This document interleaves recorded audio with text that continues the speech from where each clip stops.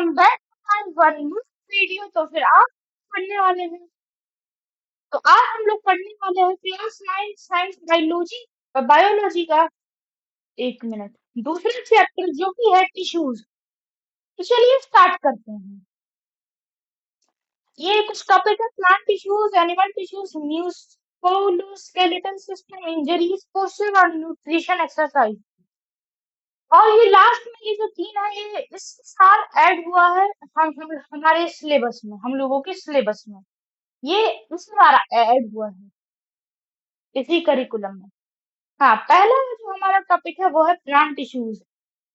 Plant tissues में आता है, वैसे ही यहाँ पे चार्ट आपको बहुत ही बड़ा दिख रहा होगा, लेकिन ये मैं आपको एकदम ही आसानी से एक कहानी से मैं आपको समझा दूंगा। पहले ये देख लेते हैं। प्लांट टिश्यू में है परमानेंट और मेरिस्टेमेटिक। परमानेंट में सिंपल परमानेंट टिश्यू जिसमें पेरेंकाइमा, कोलेनकाइमा, स्क्लेरेंकाइमा, और उसमें कॉम्प्लेक्स टिश्यू हो गया जाइलम, फ्लोएम। मेरिस्टेमेटिक टिश्यू सिर्फ तीन है, एपिकल, मेरिस्टम, इंटरकैलरी और लेटरल। पहले मैं आपको एक कहानी बता देता हूँ। पहले आप सिंपल आप समझ लीजिए कि कोई आदमी है, वो एमपी गया है। एमपी में उसका एक दोस्त है अली, जो कि बताया है, जो जिसने कि बोला कि यहाँ पे दो तरह के लोग हैं। एक है, एक दो टाइप है, एक सिंपल है, एक थोड़ा कॉम्प्लेक्स सा है। जो सिंपल है वो उसमें से एक ऐसा आदमी है जो कि पीसीएस एग्जाम क्लियर किए हुए है, और दूसरा जो कॉम्प्लेक्स है उसमें एक है कि खाना देता है, एक है कि पानी देता है। तो जो आदमी गया है एमपी, वो कहा कि हाँ हाँ ठीक है, अच्छा है। और एमपी से मेरा मतलब है वाला पी, और मेरिस्मेटिक, और एम है मेरिस्मेटिक। आगे बढ़ते हैं, अब आगे समझते हैं। हाँ, मेरिस्मेटिक में ये ग्रोथ पे फोकस करता है। ये डिवाइड होता है, इसके अंदर वैक्यूम नहीं होता है क्योंकि ये डिवाइड हो जाता है। पिछले पिछला चैप्टर था the fundamental unit of life, उसमें आपको याद आ रहा होगा कि वैक्यूल जो होता है प्लांट में 90% स्पेस ऑक्यूपाई करता है। लेकिन अब मेरिस्मेटिक को तो डिवाइड होना है, इसी वजह से इसके पास वैक्यूल नहीं है, ताकि इसके पास स्पेस आ पाए डिवाइड होने के लिए। अगला है, इसके अंदर इंट्रासेल्युलर टिश्यू नहीं होता है, इसका सेल वॉल थिन होता है। और अली अली का मतलब आप समझ लीजिए एपिकल, लेटरल और इंटरकैलरी। आगे बढ़ते हैं अब अच्छे से फिर से। और मेरिस्मेटिक टिश्यू का जो डिवीजन और डिफरेंशिएशन होता है, जो कि इसको परमानेंट टिश्यू भी बना देता है। हाँ, इसको हम अली समझ लेते हैं। अली का जो ए है, इसका मतलब एपिकल, एल का मतलब है लेटरल, और आई का मतलब है इंटरकैलरी। अब यहाँ पे जो ये है एपिकल है, ये जो टिश्यू होता है, ये एक तरह से इसका प्राइमरी वर्क होता है ग्रोथ पे, जो कि तीनों का होता है। और ये जो शूट और रूट को लंबा करता है, मतलब यहाँ से ये ऊपर हो रहा है और यहाँ से जो नीचे हो रहा है, ये हो रहा है किसकी वजह से? तो एपिकल मेरिस्टम की वजह से। इसमें दो शूट वाला है, सेम रैम। सेम मतलब कि shoot apical meristem, root RAM मतलब कि रूट एपिकल मेरिस्टम। हाँ, ये हो गया अली का ए हो गया। अब एल हो गया lateral. It helps the root और stem become thicker. This thickening is known as secondary growth. हाँ, ये जो हमारा रूट जो होता है या फिर स्टेम जो होता है, इसको ये थिक बनाता है, थोड़ा सा मोटा बनाता है। ये भी ग्रोथ ही है। हाँ, तो ये काम होता है लेटरल मेरिस्टम का। और जो इंटरकैलरी मेरिस्टम होता है, ये meristem is found at the base of leaves or between nodes or branches. It helps part like the internode or leaves grow longer. ये हमें लीव के बेस से हमें मिलता है, और ये लीव को, इंटरनोड वगैरह को ये लंबा करता है। ये भी ग्रोथ ही है। तो जो मेरिस्टेमेटिक बस इतना ही है। मेरिस्टेमेटिक मतलब मैंने आप समझ गए होंगे एकदम ही आसानी से। इसमें तीन होता है, अली अली अली से याद रखेंगे। एपिकल, लेटरल और इंटरकैलरी। एकदम और ये जो होता है ना, ये वाउंड को भी हील कर सकता है, ये वाउंड को भी, मतलब कि आपको लगता होगा कि नहीं कि ह्यूमन में भी वाउंड आता है, नहीं, प्लांट में भी वाउंड आता है। जैसे कि कोई पागल आदमी है, वो पेड़ को, प्लांट को ऐसे मरोड़ में गिर देता है, बीच में वहां उसके उस प्लांट में वाउंड आ जाता है। तो ये जो मेरिस्टेम होता है, ये डिवीजन करके उसको हील कर देता है। हम्म हमारा मेरिस्टेमेटिक हो गया। अब है परमानेंट। परमानेंट ग्रोथ पे फोकस नहीं करता है, ये नहीं डिवाइड होता, जिसकी वजह से इसके पास वैक्यूल वैक्यूल आपको पता है कि प्लांट्स में ये 90% स्पेस ऑक्यूपाई करता है, और ये डिवीजन नहीं करता है, जिस वजह से इसको ये इसके पास वैक्यूल हो सकता है, जो कि इसके पास होता भी है। और इसके अंदर इंटरसेलुलर टिश्यू होता है, प्रेजेंट होता है, और ये इसका सेल वॉल जो होता है वो थिक भी होता है, थिन भी होता है। इसके अंदर दो होता है, जो कि मैंने बताया था कि एक सेम सेम वाला और एक सिंपल वाला, एक कम्प्लेक्स वाला। वही एमपी वाला जो स्टोरी था, एमपी वाला जो स्टोरी। हम्म हम्म हाँ, मैंने क्या बताया था कि सिंपल परमानेंट टिश्यू में ये जो है, ये एक एग्जाम किए क्लियर किए हुए है। इसका एक आदमी जो है वो एग्जाम क्लियर किए हुए है, पीसीएस याद करने के लिए। जैसे होता है ना आईएएस हो गया, वैसे ही पीसीएस भी एक एग्जाम होता है। हाँ, तो इसमें पीसीएस से याद रखिए, पी से पेरेंकाइमा, सी से कोलेनकाइमा, एस से स्क्लेरेंकाइमा। और ये तीन क्या होता है, इसे हम थोड़ा आगे समझेंगे कुछ देर में। तो कम्प्लेक्स में मैंने बताया था कि ये एक वाटर देता है, एक फूड देता है। तो वही है जाइलम वाटर और फ्लूएम फूड। हम्म, हाँ, पेरेंकाइमा। पेरेंकाइमा में भी दो होता है, एरेनकाइमा और फ्लोरेनकाइमा। एरेनकाइमा जो होता है, जैसे कि आपने लोटस वगैरह आपने देखा होगा, तो लोटस पानी पे क्यों तैरता है?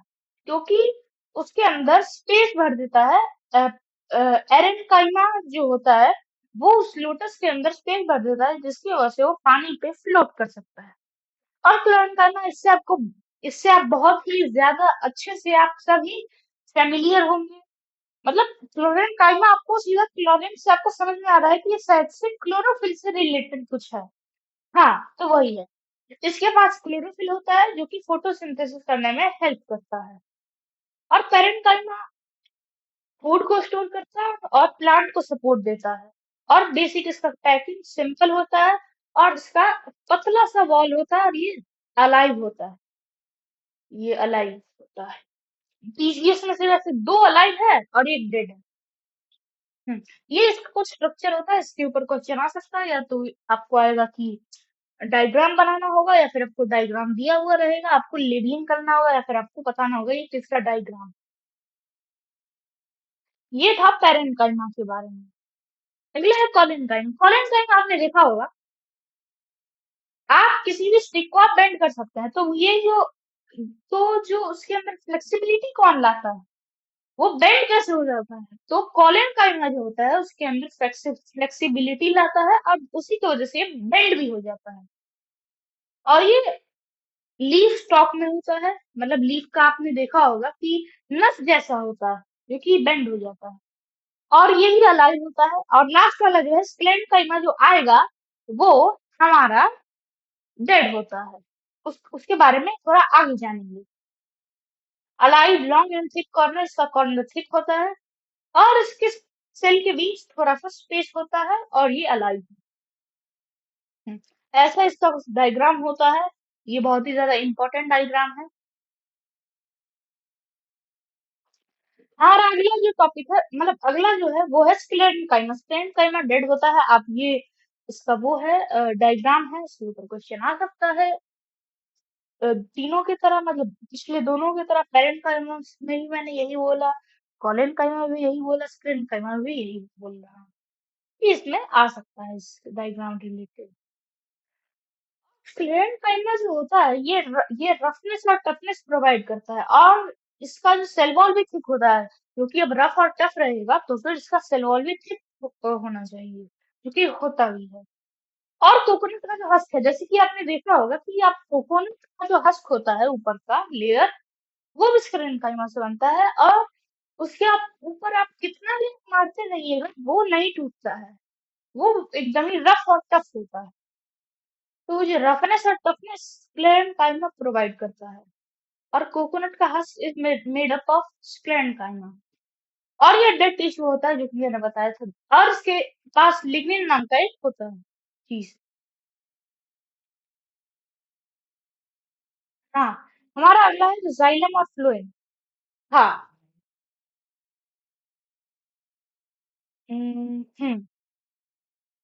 जाइलम।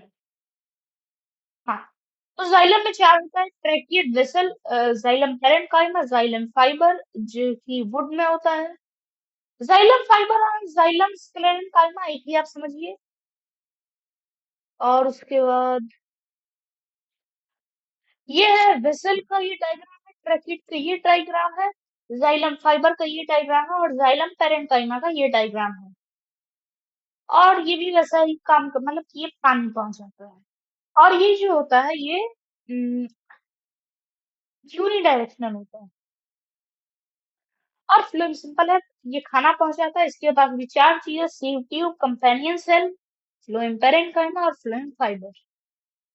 हाँ, तो ये इसमें आपको दिख रहा है, ये सीव ट्यूब है, ये फ्लोएम पैरेन्काइमा है, ये कंपेनियन सेल है, और ये फ्लोएम फाइबर का ये डायग्राम, ये भी डायग्राम, ये चारों डायग्राम बहुत ही इंपॉर्टेंट है। हाँ, ये खाना पहुंचाता है और ये बाई डायरेक्शनल।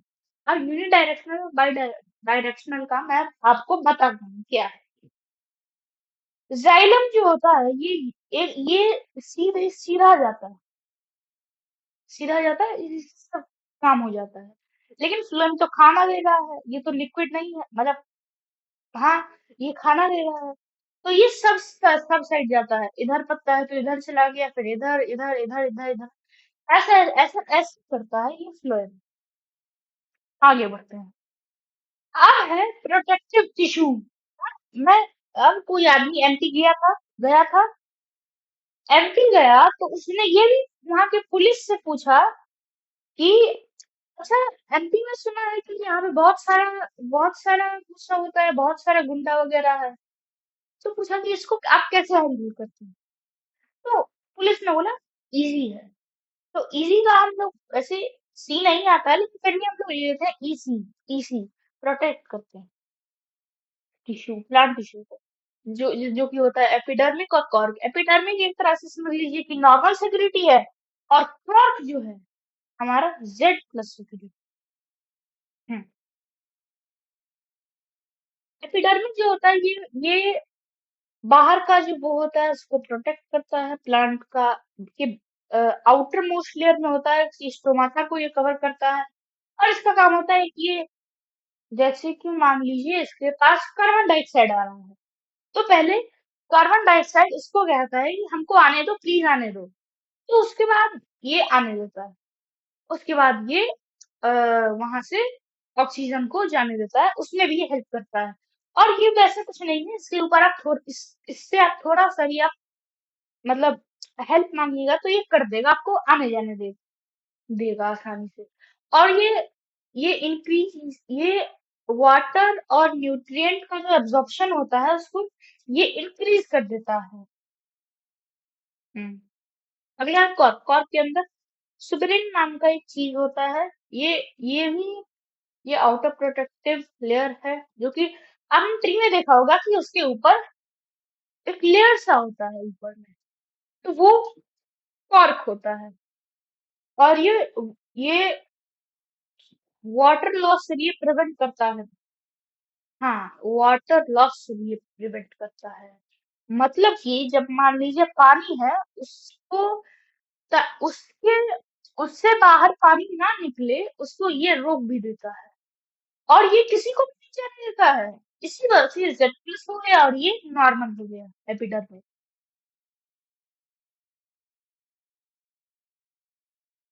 अगला जो हमारा टॉपिक है, हमारा जो प्लांट टिश्यू था वो अब खत्म हो गया है, और हमारा हमारा जो एनिमल टिश्यू है वो स्टार्ट हो गया है।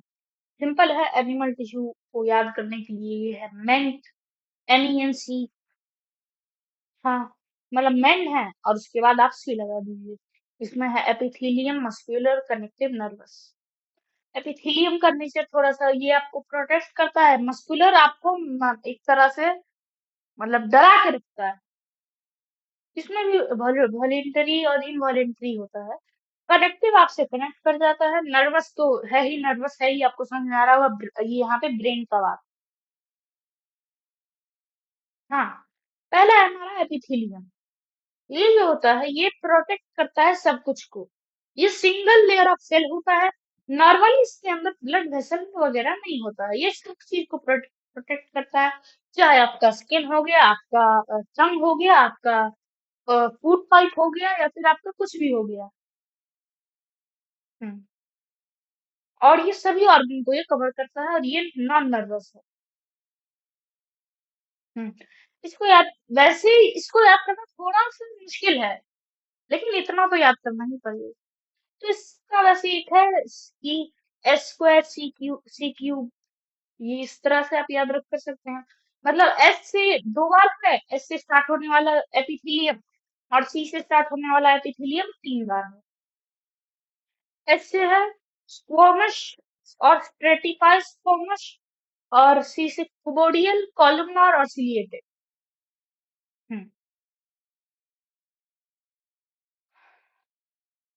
हम्म हाँ, तो स्क्वोमस एपिथेलियम ये आपको दिखता है, ये एकदम पतला सा लेयर होता है, ये उतना ज्यादा प्रोटेक्ट नहीं करता है। ये आपके ऑसोफेगस में होता है, ये आपके लंग्स के अंदर भी होता है, और ये आपके माउथ का। आपने देखा होगा कि आपके आपके आपकी जो माउथ है उसके उस पे आप थोड़ा सा भी आप अपने दांत से कट करते हैं तो खून बहने लग जाता है। और वो बहुत ही ज्यादा पतला लेयर होता है, यहाँ पे आपको दिख भी रहा होगा कि बहुत ही पतला है। लेकिन जो स्ट्रेटिफाइड स्क्वामस होता है ये आपके स्किन पे होता है। ये इससे भी मतलब हो जाता है, खून इसके अंदर से भी निकलता है, उतना भी ज्यादा ये मतलब कि सेफ नहीं है, लेकिन फिर भी बहुत सेफ है, जो कि आपके स्किन पे होता है। हम्म अगला है कुबोडियल एपिथेलियम। ये हम लोगों की किडनी के अंदर होता है, और ये हम लोगों के सेलिवरी सलाइवा का जो ग्लैंड होता है उसके ऊपर भी होता है। ये इसका नाम क्यूबोडियल स्वर्स है क्योंकि ये क्यूब के शेप में होता है। उसके बाद कॉलमनार का नाम कॉलमनार स्वर्स है क्योंकि ये कॉलम के शेप में होता है, कॉलम होता है। और ये इनर सरफेस ऑफ इंटेस्टाइन में ये होता है, और ये आपके एलिमेंट्री कनाल में भी होता है, ये कॉलमनार। हाँ, उसके बाद हमारा लास्ट आता है सिलिएटेड एपिथेलियम, जो कि हम लोग के trachea, bronchi, Fallopian tube, nasal cavity.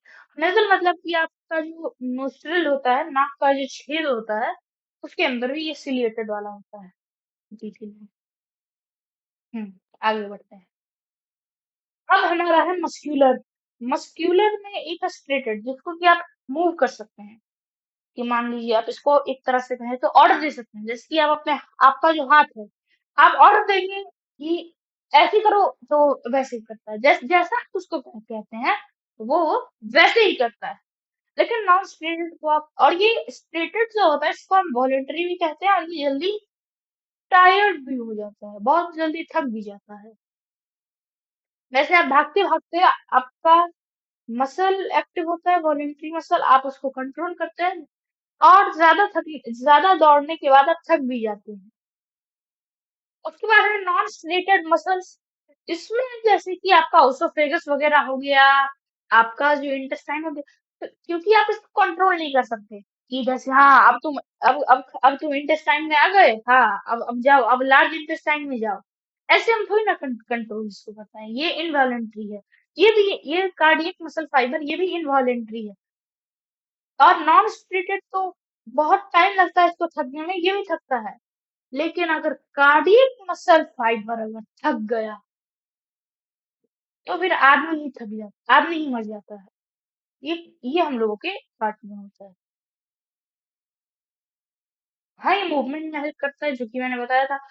जितना भी मस्कुलर टिश्यू है उसके साइटोप्लाज्म को हम सार्कोप्लाज्म कहते हैं। हम्म, हाँ, स्ट्रेटेड, हम लोग स्ट्रेटेड को कंट्रोल कर सकते हैं, वॉलेंट्री है और ये बहुत ही जल्दी टायर्ड हो जाता है। और उसके बाद स्मूथ, इसको स्मूथ भी कहते हैं, नॉन स्ट्रेटेड को हम स्मूथ भी कहते हैं।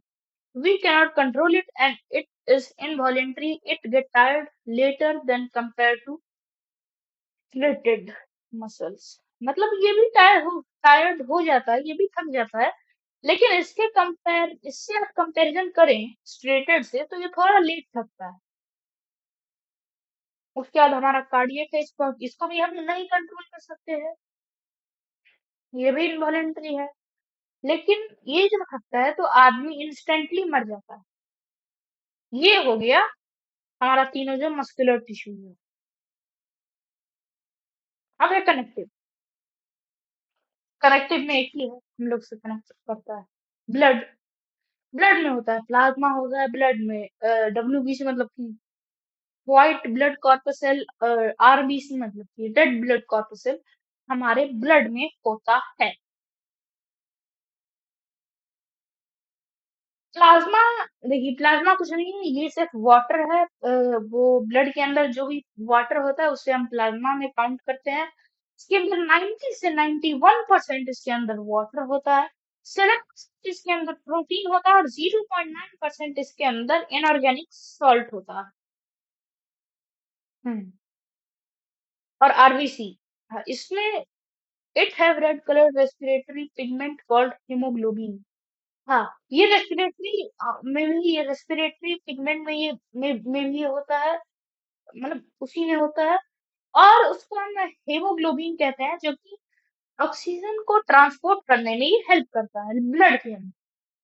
ये तीनों ब्लड के ही अंदर। WBC, white blood cell.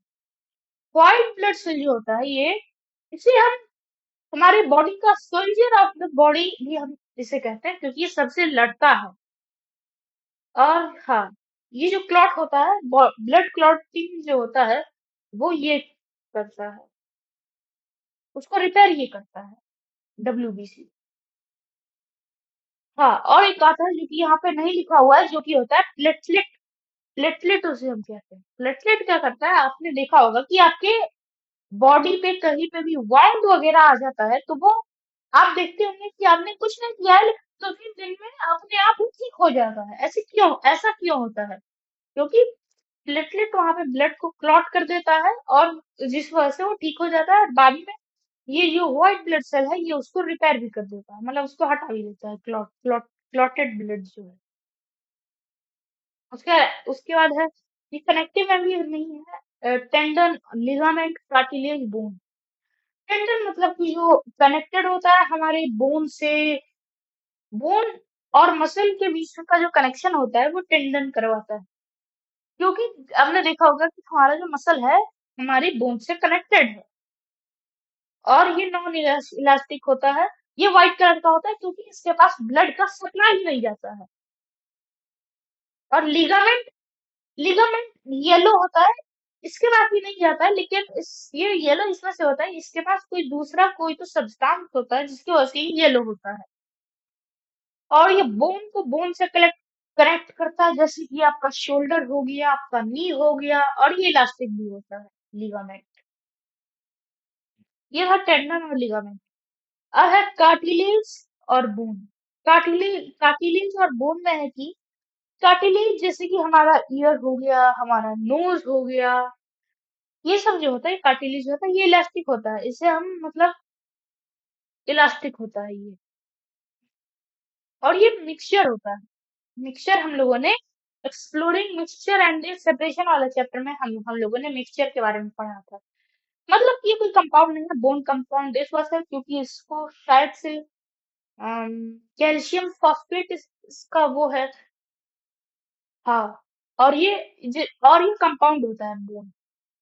हाँ, और इसके पास ब्लड सप्लाई बहुत ज्यादा होता है, ये इसका ग्रोथ बाई डायरेक्शनल होता है, सब तरफ इसका ग्रोथ होता है। लेकिन बोन है सिर्फ लंबा ही होता है, ऊपर नीचे ही ग्रोथ है, काफी नहीं ग्रोथ है। और इसके पास ब्लड का सप्लाई नहीं होता है। हाँ, ये था कार्टिलेज और बोन।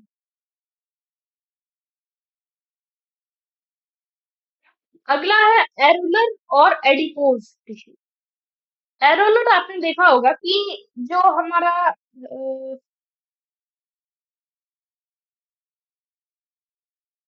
हम्म, हमारा जो एरुलर टिश्यू होता है ये हमारा हम क्योंकि हमारे बॉडी में सब जगह तो कोई ऑर्गन या फिर कोई ब्लड वगैरह नर्व वगैरह तो नहीं है, बोन नर्व वगैरह तो नहीं है, सब जगह ब्लड वेसल तो नहीं है, तो यहाँ पे नहीं है, उसको ये भर देता है और इसे हम एरुलर टिश्यू कहते हैं। अगला एडिपोज। एडिपोज में आपने देखा होगा जब आप बहुत ज्यादा खाते हैं, आपका एपेटाइट बहुत ज्यादा हो जाता है, तब आपका पेट निकलता है। पेट क्यों निकलता है?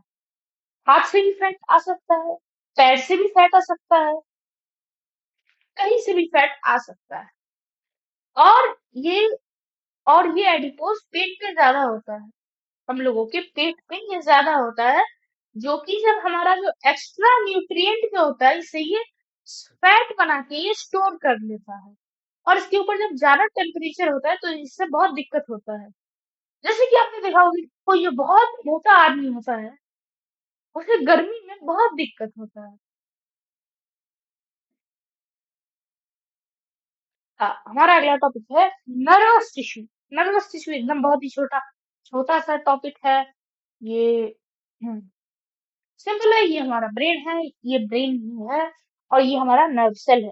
और जब हमें कोई थप्पड़ मारता है तो फिर एक केमिकल आता है जिसे कि ये लेता है और ये ब्रेन तक पहुंचाता है, फिर कहता है कि लेफ्ट साइड मुड़ो, राइट साइड से थप्पड़ आया है, जिसके बाद आदमी मुड़ जाता है। और ये काम एकदम मिली सेकेंड्स में होता है।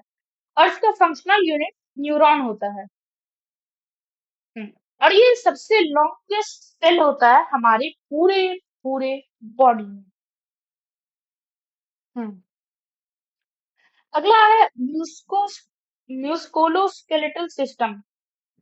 इसमें दो है, स्केलेटल सिस्टम और मस्कुलर सिस्टम। स्केलेटल सिस्टम में है कि ये बोन और जॉइंट से बना होता है, ये हमारे बॉडी को शेप और सपोर्ट करता है। ये हमारे ऑर्गन्स को भी प्रोटेक्ट करता है, जैसे ब्रेन हो गया, हार्ट हो गया, लंग्स हो गया। और उसके बाद है इसी में दूसरा आता है जो कि है मस्कुलर सिस्टम, जो कि मसल से बना होता है, और ये मसल्स इसको contract and relax to move bones. हाँ ये है। हाँ, इसका मूवमेंट कैसे होता है? अब बात है कि इसका मूवमेंट कैसे होता है। तो इसका बोन जो होता है, बोन मसल से कनेक्टेड होता है, ये आप सभी को पता है। बोन जॉइंट पे मीट होता है, मतलब इसे हम लिगामेंट भी कह सकते हैं। हाँ, जैसे कि बेंडिंग और एग्जाम्पल। अगला injuries posture. Poor posture defined as, इसके कहने का ये मतलब है कि हम हमें हमारे बॉडी को एकदम स्ट्रेट रखना चाहिए। जैसे कि आप कोई आदमी चल रहा है तो उसे झुक के नहीं चलना चाहिए, सीधा स्ट्रेट, एकदम स्ट्रेट चलना चाहिए। हाँ, तो ये है इंजरी पोस्चर। अच्छा पोस्चर जो होता है वो हमारे बोन्स को, मसल को हेल्दी रखता है, हमारे मसल पे जल्दी स्ट्रेन या फिर इंजरी नहीं आता है। ये हमारे मूवमेंट और बैलेंस को प्रॉपर रखता है। और अगर कोई इसे नहीं करता है तो वैसे ही आदमी को back pain, neck pain, muscle fatigue और इंजरी का रिस्क भी उसका बढ़ जाता है। तो इसका ऐसे ही करना है कि स्पाइन स्ट्रेट रखना है, शोल्डर को रिलैक्स रखना है, हेड को स्पाइन के साथ अलाइंड रखना है, और हाँ, और वेट इवनली डिस्ट्रीब्यूट। हाँ, और जैसे कि आदमी कोई 20 किलो का आदमी है, 10 किलो अपने लेफ्ट साइड रखे हुए है और उतना ही राइट साइड भी रखना चाहिए, उतना ही भार। अगला है न्यूट्रिशन एक्सरसाइज। इसके कहने का ये मतलब है कि आप जितना ज्यादा आप खाते हैं उतना ही ज्यादा आप एक्सरसाइज भी कीजिए। मतलब जो आप खा रहे हैं उसे आप पचाइए नहीं। जैसे कि मान लीजिए कोई आदमी बहुत ज्यादा खाना खाता है, बहुत ज्यादा, जैसे मान लीजिए कोई आदमी 12 13 रोटी रोटी खाता है, तो उसे कम से कम उसे आधा घंटा या फिर 1 घंटा कोई वैसा काम, जैसे कि दौड़ना हो गया, कोई स्पोर्ट खेलना हो गया, या फिर टहलना ही क्यों ना हो गया। और इसकी वजह से आपका बॉडी का शेप परफेक्ट होता है, आपका आपका जो हेल्थ है वो भी बहुत ही ज़्यादा अच्छा रहता है। हाँ, इसी के साथ हमारा जो चैप्टर है सिर्फ 30 मिनट्स में बहुत ही आसानी से खत्म हो गया है।